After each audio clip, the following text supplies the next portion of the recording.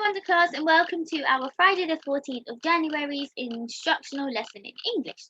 So the learning objective for today's lesson is, can I write the next section of the instructions out?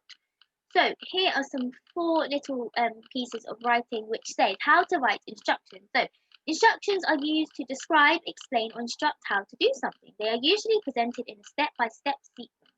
Follow the time connectives with an imperative verb.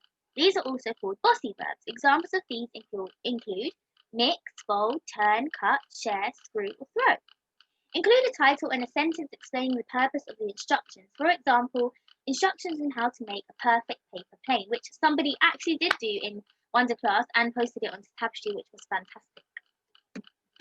So let's have a look at what the aim of our lesson is. So your starter activity is to order the instructions, rewrite them out correctly, laid out, underline the imperative verb. So three things that you need to do. You could do these on a whiteboard, have a look at the instructions that you can see, put them into the correct order, rewrite them put them into correct order, maybe in your head, and when you rewrite them, make sure they're laid out correctly, and using a different coloured pen or pencil, underline the imperative, or also known as bossy verbs.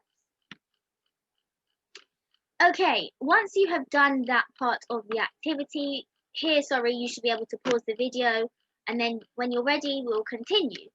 So it says, let's read through the introductory paragraph from the previous day. Remember, after your introduction is a list of things you will need before the steps. So I'm not going to just go all the way back to our How to Build an Empire, but we can go back to our introductory paragraph that we wrote on how to escape the house. So, are you fed up with being locked up indoors? Do you feel like you just need to escape for a moment? Can you see yourself just running around freely in the nearby park? If so, the likelihood is that you really need a break from the house. Read these step-by-step instructions carefully to find out how you can escape the house. So, after that comes the what you will need section. Then what you have to do and your important notes. So today you will be completing the rest of these instructions. Remember your toolkit and what goes into the instructions. So I can move this over. So as you're just completing this part, I'm going to move the whole thing over actually to here. And here we have our next part that you're going to be writing when you complete the activity. You will have to do what you will need. Now, one of the things I want to mention for this lesson is the aim of this lesson is to complete your instructional text. So last lesson, you might have not finished it. You might have just got onto the introductory paragraph, but now you need to completely finish all of the instructional text on how to escape your house. So that's your first task for today's lesson.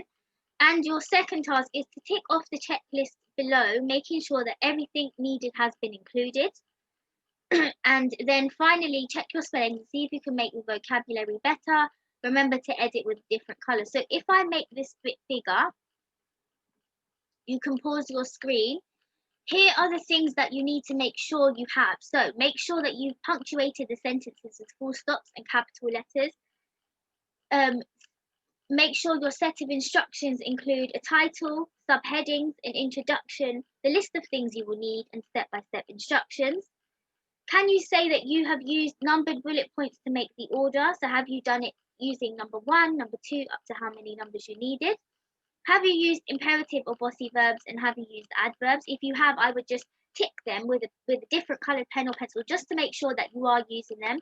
Have you made use of good adjectives, adverbs, or time and technical vocabulary? So have you used them in your writing? Have you used conjunctions or adverbial phrases to join two ideas together? Have you punctuated your fronted adverbials? And have you included a diagram or an illustration? So I didn't actually do that in my example, but you can. So you can draw a diagram or an illustration, and underneath you need to make sure you caption it so we know exactly what that picture is showing.